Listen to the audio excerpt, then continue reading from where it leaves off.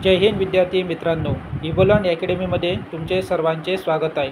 पहा विद्यार्थी मित्रांनो, आनंदाची बातमी म्हणजे अशी की आपण बऱ्याच दिवसापासून MPSC आयोगामार्फत घेण्यात येणारी परीक्षा म्हणजे समाज कल्याण अधिकारी व इतर बहुजन मागास अधिकारी यांचे शेवटी हॉल तिकीट आलेले आहे।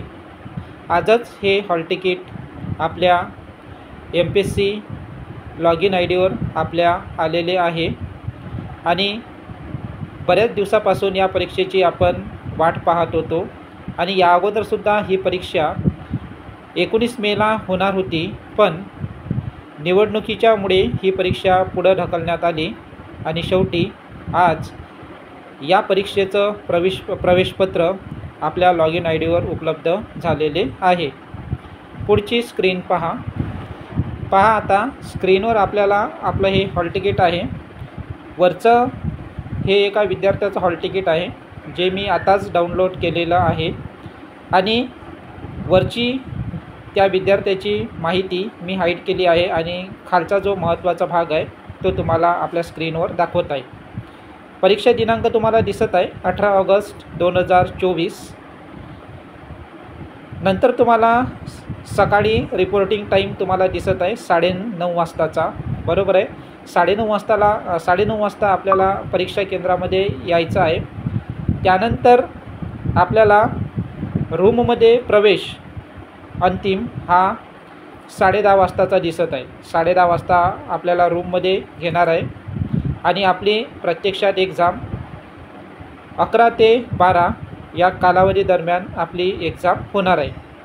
विषय कोणते कोणते आहे तुम्हाला हॉल तिकीटवर दिलेले आहे, जे की आपला अभ्यासक्रम आहे। पहा, मराठी, सामान्य ज्ञान, बहुपर्यायी प्रश्न आहे सगळे आणि समाज कल्याणावर आधारित प्रश्न, हे सर्व प्रश्न आपल्या पेपरमध्ये असणार आहे।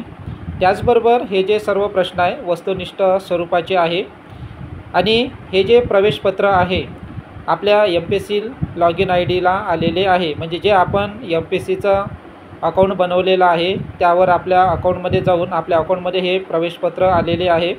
तुम्हाला माहीत आहे प्रवेशपत्र कसं डाउनलोड करायचं असते, तर आपण आपला मोबाईल नंबर आणि पासवर्ड टाकून आपल्या माय अकाउंटवर क्लिक करून आणि जिथं आपण हा फॉर्म भरला होता समाज कल्याण अधिकारी तिथं व्ह्यूवर क्लिक करायचं। व्ह्यूवर क्लिक केल्यानंतर उजव्या साईडला आपल्याला ॲडमिट कार्ड हे दिसेल आणि त्यावर क्लिक केल्यानंतर आपलं ॲडमिट कार्ड आपल्यासमोर डाउनलोड होऊन जाईल, समजलं।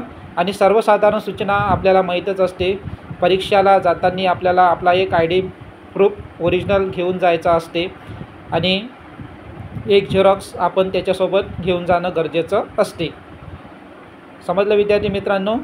बऱ्याच दिवसापासून या परीक्षेची आपण वाट पाहत होतो आणि शेवटी तो क्षण आलेला आहे। नक्कीच चांगल्या प्रकारे हा पेपर सॉल्व करू आणि सर्वांना बेस्ट ऑफ लक। आणि इतर विद्यार्थी मित्रांना आपला हा व्हिडिओ शेअर करा आणि धन्यवाद विद्यार्थी मित्रांनो।